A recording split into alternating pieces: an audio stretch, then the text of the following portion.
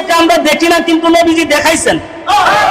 এটা আল্লাহু আকবার। আমি সুন্দর করে আলোচনার সাথে আমি আপনাদেরকে শুধু উপহার দেওয়ার জন্য, আপনারাও যদি আল্লাহ সুবহানাল্লাহ আলহামদুলিল্লাহ জুড়ে বলেন, এটার আওয়াজে আল্লাহ পাক বাতাসে বাতাসে নূর আপনার কলবে ঢুকায় দিবে। নবী আলাইহিস সালাতু ওয়াস সালাম বলেন, ঈমানের একটা আলো আছে, একটা পাওয়ার আছে, একটা নূর আছে। এই হাদিসটা ইবনে মাসউদ রাদিয়াল্লাহু তাআলা আনহু তিনি বলেছেন, তিনি বর্ণনা করেছেন, বলেন ক্বালা রাসূলুল্লাহ সাল্লাল্লাহু আলাইহি ওয়াসাল্লাম ক্বালা রাসূলুল্লাহ। আল্লাহু আকবার। হযরত ইবনে মাসউদ রাদিয়াল্লাহু তাআলা আনহু বলেন, ক্বালা রাসূলুল্লাহ সাল্লাল্লাহু আলাইহি ওয়াসাল্লাম, নবীজি একদিন তেলাওয়াত করতেছিলেন, সুবহানাল্লাহ, ফামান ইউরিদিল্লাহু আন ইয়াহদিয়াহু ইশরাহ সাদরাহু লিল ইসলাম। নবীজি আলাইহিস সালাতু ওয়াস সালাম তিনি তেলাওয়াত করতেছিলেন, ঈমানের নূর যদি কারো কলবে যদি ঢুকে যায়, তার ঈমানকে আল্লাহ পাক বিকশিত কইরা দেয়, তার ঈমান প্রকাশ হয়ে যায়। দূর থেকে আল্লাহর নবীর একজন সাহাবী মদিনায় এসে বলে, ইয়া রাসূলুল্লাহ, আমাকে কালিমা পড়ান।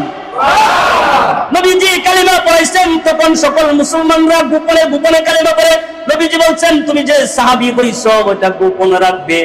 কিন্তু সাহাবী ডাইরেক্টলি নবীজির দরবার থেকে বের হইয়া উঁচু পাহাড়ে দাঁড়ায়া সাক্ষ্য দেয়, আশহাদু আল্লাহ ইলাহা ইল্লাল্লাহ ওয়া আশহাদু আন্নাকা রাসূলুল্লাহ। ঈমানের পাওয়ার তার বাইরে গেছে, এবার তাকে কেউ ধরতেও পারে না, কারো কথাও সে শুনে না। কিন্তু ঈমানের পাওয়ার বাড়ায়া তাকে বলায়া দিবেন কি? আর জোরে বলেন কে?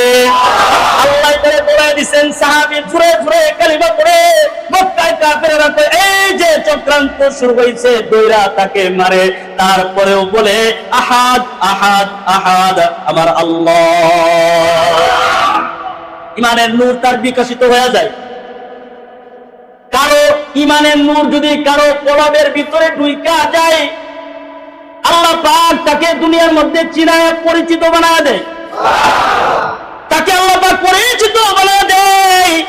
ঈমানের নূর ছিল আহমদ শফি, আল্লাহু আকবার।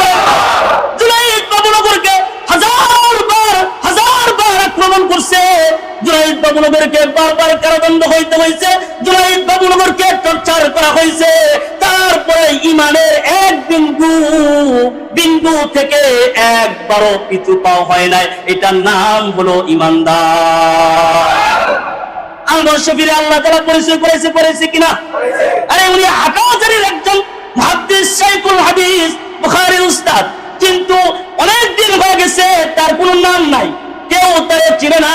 কিন্তু হেফাজতে ইসলাম, যখন ইসলামের হেফাজত নামে যখন দল বের হইল, দলটা বের হইতে দেরি হইছে, আহমদ শফিকে আল্লাহ পাক মানুষের সামনে প্রকাশ করতে দেরি করে না। ঠিক জানে ঠিক? তখন আহমদ শফির চিনে কেন? ইসলামের জন্য হেফাজতকারী, সুবহানাল্লাহ। তার মানে ইসলামের হেফাজতকারী মানে ঈমানের হেফাজতকারী। কথা বলা ঠিক না? যখন তারা তাদের গলা উঁচু করে দাঁড়াইছে, তখন এই মুসলমানরা ইসলামের পক্ষ গলাদের গলা ধরে চাইপা ধরছে, যার কারণে যুগে যুগে যুগে যুগে উলামায়ে কেরাম মায়ের খাইছে, জেল খাচ্ছে। তারপরে ঈমানের এক বিন্দু চুট থেকে তারা একবার পিছু পা হয় না।